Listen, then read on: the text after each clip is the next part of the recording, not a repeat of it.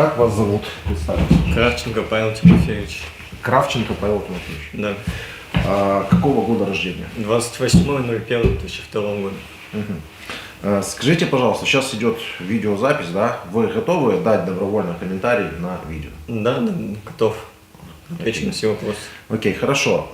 Давайте кратко. Вот 24 числа началось российское вторжение в Украину, да? Давайте откатимся на 3 месяца до этого. Что вы делали? 3 месяца до этого я был в воинской части, находящейся в городе Наро-Фоминск, Подмосковье. Служил, входил в парк, не знаю, там выполнял задачи, поставленные командиром в парке, подготавливал технику там к зимнему периоду. Потом, ближе к концу года, я поехал в отпуск. По прибытию с отпуска в январе месяце я узнал то, что еду в командировку в феврале, но потом заболел.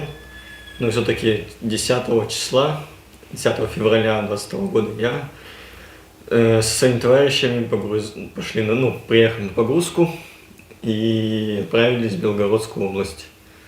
Это было за сколько или когда именно это было? Это мы тронулись в Белгородскую область 10 февраля. Мы ехали 6 дней, где-то примерно чуть меньше. Потом началась разгрузка, когда по прибытию в Белгородскую область. И в составе колонны мы тронулись на полигон, название не знаю какое, и там мы расположились. Поставили палатку, технику, все такое. Вы на учение, да, получается? Да, изначально вообще, от командира я не знал то, что мы едем, будем пересекать границу, что-то такое. Мы изначально, как было сказано, по документам едем на учение. Союзная решимость называлась, то ли как-то так, что-то такое. То есть, еще даже находясь в дивизии, я не знал то, что я буду пересекать границу. А как так получается, что вот одни ребята из России знали, что они едут в Украину, постили это у себя в соцсетях, да, едем там на Украину и так далее, а другие вообще ничего об этом не знают. Как это можно объяснить? Может такое, то, что им командиры правду сказали, а нам не сказали. Я общался с человеком до этого места, ему командир правду сказал, то, что мы едем на границу, будем пересекать. Нам вообще ничего не было сказано по поводу пересечения границы, да и вообще то, что вторжение будет. Мы ехали изначально на учение, если бы я знал, что мы будем пересекать, я бы, может быть, как-то и, как это сказать, постарался бы не поехать. А так я вообще даже не знал, что мы будем пересекать. Опережая все будущие вопросы, да, я просто хочу, чтобы вы успокоились, да, и просто спокойно ответили. Если даже сразу не сможете, ответьте потом. Вот если бы сейчас вы все знали наперед, да, как бы вы поступили в той ситуации? Я уже об этом думал, и мне кажется, я бы еще в день погрузки как это принято в современном обществе говорить, слился бы. То есть не поехал бы. Не знаю, просто бы где-нибудь куда-нибудь ушел в город бы, снял квартиру и не пришел бы на погрузку просто. То есть эшелон уехал бы без меня. А потом бы командиру сказал бы, что проспал погрузку и все. То есть, если бы я знал бы, я бы постарался бы не поехать вообще в любом случае сюда, чтобы не оказаться здесь. А что вы можете сейчас посоветовать всем тем людям, которых из России продолжают отправлять в Украину? Хочу сказать, чтобы они не слушали своих командиров, не выполняли эти приказы, не уехали сюда. Посылали их не знаю, куда подальше, но в любом случае не ехали. Лучше, не знаю, как нас пугает то, что там на дисбат посадят, лучше сидеть 3 месяца на дисбате, чем ехать сюда. И хорошо, если возьмут в плен, а так погибать сюда просто так. Я не вижу. Хорошо. На самом деле, да, то есть любыми способами избегать просто. Да, просто избегать. Это я понимаю. Давайте ближе уже тогда к отправке вас в Украину, в переброске в Украину. 24 числа в 2 ночи нас поставили в колонну на полигоне у нас там, где мы находились. Командир взвода сказал следовать за колонной. Куда едет колонна, с какой целью, он не сказал. Мы двигались, с такой медленной скоростью, потому что колонна... Какая ваша, извините, конкретно должность была в этом случае? Вообще, моя должность механик-водитель МР-2. Это инженерное машинное возграждение, гусянка такая с отвалом. И мы поехали за колонной, я ехал в КамАЗе пассажиром, и водитель со мной был. Куда едем, мы не знали. Ближе к 12 дням мы доехали до границы, потому что мы очень медленно ехали. Увидели надпись «Украина», я задал вопрос командиру взвода, что мы здесь делаем и для чего, и на что он ответил, что без лишних вопросов будем пересекать границу. С какой целью, он нам не объяснил, то есть проигнорировал этот вопрос наш. Ну а между вами были какие-то разговоры вообще? Вы пересекаете территорию суверенного государства, какие-то вопросы между вами были? Ну, в основном водителей, с которыми я ехал, не был разговорчив. А так мы с машин не выходили почти. Вот нас командир взвода построил, мы спросили, для чего, куда едем. Он не сказал, он сказал просто все, так же следуем за колонной. И примерно в час дня мы начали пересекать границу. Ехали очень долго и медленно, потом где-то в часа 3, может, дня мы въехали в город Ахтырка, и у нас машины, у КамАЗа отказал центральный мост, то есть машина ехать вообще не хотела, сломалась, и мы остановились. И вся колонна, которая проезжала мимо нас, включая командира полка, просто посмотрела на нас и проехала, помощи никакой не было оказано. И буквально через минут, наверное, 10 нас спереди и сзади окружили украинские военные, 2 БМП. Это какое число? 24-е. Это все, это 24-е? Да, 24-е также, мы еще колонну. Вы заехали и сразу обломались, получается? Да, и мы в городе Ахтырка сломались. И вот украинские военные заблокировали нас с 2 сторон. И боя никакого не было, они просто пару раз выстрелили в воздух, крикнули, чтобы мы выходили. И то есть мы даже не отстреливаться там, и смысла не было отстреливаться, потому что нас бы в мясо превратили, и мы не хотели.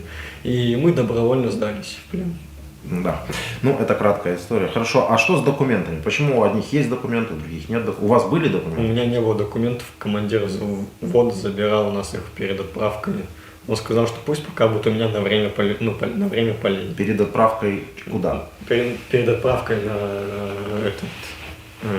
полигон еще сам, да, то есть командировку в саму. То есть перед учениями? Перед учением, да. Он сказал, что пусть пока у меня будут. Как-то я сильно этому вопросу не задался, думаю, Хорошо, а с мобильными телефонами вы задавались вопросами? Мобильные телефоны мы оставили уже в день, когда колонна строилась в сторону границы. Я не знаю кто как, но я просто телефон оставил из-за того, что он был севший, я его отдал. Но потом я уже в колонне узнал что мне водитель сказал, что мы телефоны сдавали. Хотя у меня изначально телефон просто был севший, я его оставил, думаю, не видел смысла с собой брать. Хорошо.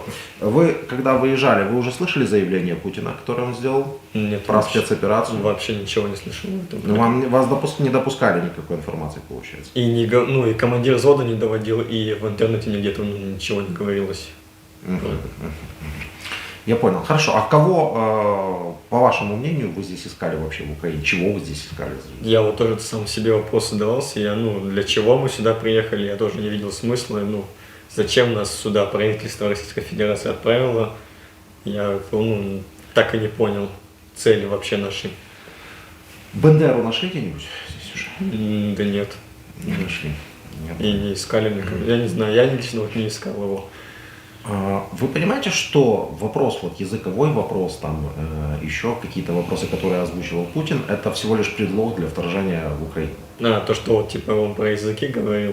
Да, и все остальное очень. Да, нам как-то давно еще говорили, что на Украине есть такая фигня, что щемят за русский язык. Я думал, иногда же показывают там новости из Украины, да, что люди на русском разговаривают. И когда в плен взяли с нами и военнослужащие Украины, и гражданское население, все с нами разговаривали на русском языке. И причем хорошо, так же, как и я, прекрасно разговариваю. Да, где-то они могли на украинском поговорить между собой или нам что-то сказать, мы не понимали. Но в основном с нами разговаривали на русском языке, и никто их тут не щемил за это. У нас 99%, наверное, это двуязычные люди. Да. Триязычные, не знаю. Русский, украинский знают практически все. Но это же действительно... по вашему мнению, да, мы нормально общаемся, вы дали добровольное разрешение на общение, да. Нет никакого у меня лично желания проявлять агрессию и так далее, но я все-таки задаю этот вопрос. Что сейчас в Украине происходит? Все-таки это какая-то спецоперация или это все-таки война? Что это? Я не знаю, как это назвать, но это, война, это, скорее всего, если брать со стороны Украины, то это защита своего государства, своего населения, своих мирных жителей. А если брать со стороны Российской Федерации, то это просто нелепое вторжение и уничтожение мирного народа, уничтожение просто городов. И я не вижу смысла этого, ну, всего просто. Для чего? Хорошо, а со своими родственниками, близкими вы уже общались? Я знаю, вам давали возможность Да, поговорить. я звонил. Да. Они как смотрят на это? Это тоже вот полноценная война, российское вторжение, да, в Украину или Ну, что? особо с этим я родителями не общался. Но мама то, что знала, то, что я в плену, сначала расстроилась, думала, что погиб, может, нет. Потом его дали позвонить, и знала, что живой.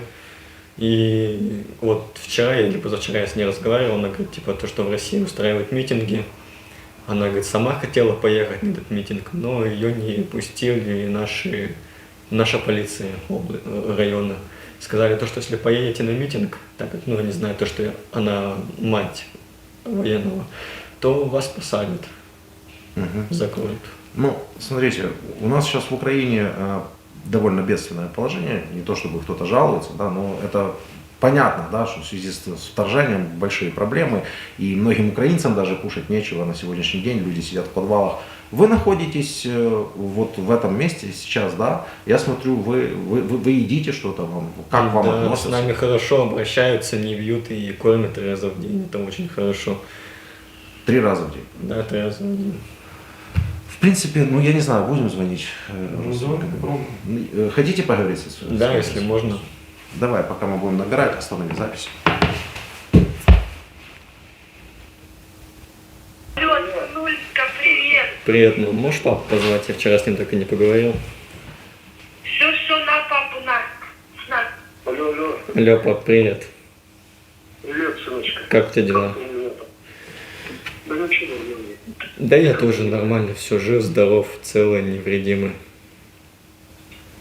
Вот тут, ну, у меня тут вопросы задавали, тут снимали, предоставили возможность позвонить родителям еще раз.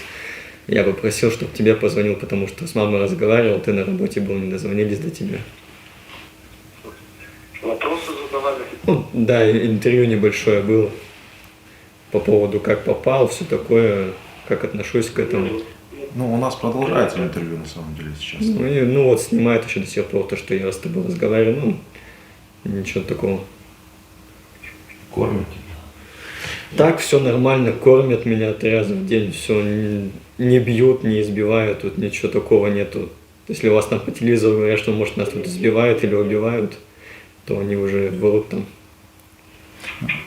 Можно вашему отцу один вопрос? Пап, слушай, слышишь, Ну, сейчас украинский журналист, скажи. тебе сейчас вопрос тут зададут один. Ответь, пожалуйста, ладно? Слышишь меня? Алло, Алло. слышишь? Да. Я говорю, сейчас тебе вопрос один зададут, тут журналисты, ответь, пожалуйста, на него, ладно? Да, давай. Здравствуйте, скажите, пожалуйста, ну, просто вопрос, да, от вашего ответа, в принципе, как бы ничего не зависит, это просто ваше мнение. Вы понимаете, что сейчас идет полномасштабное вторжение Российской Федерации в Украину? Военное Я вторжение. ничего не понимаю. Плохо Не слышно. знаю, ты знаешь, война идет, а кто что с кем виноват, ничего не знаю я. То есть по телевизору ничего не говорят, да? Я живу в Сибири, я не знаю, там Запад, вы сами там как-то поругались или что, не знаю. Миритесь сами. А по телевизору ничего не показывают про войну, что-нибудь еще? Здесь дело не в телевизоре, здесь дело в том, что вы сын отца, да, который попал в Украину в плен. И ваш отец говорит, что он ничего не знает. Это странно? Ну да. Привет. А, Алло, сына. да, я слышу тебя. Алло. Связь. Ну, связь такая, наверное. Интернету узнали. По поводу...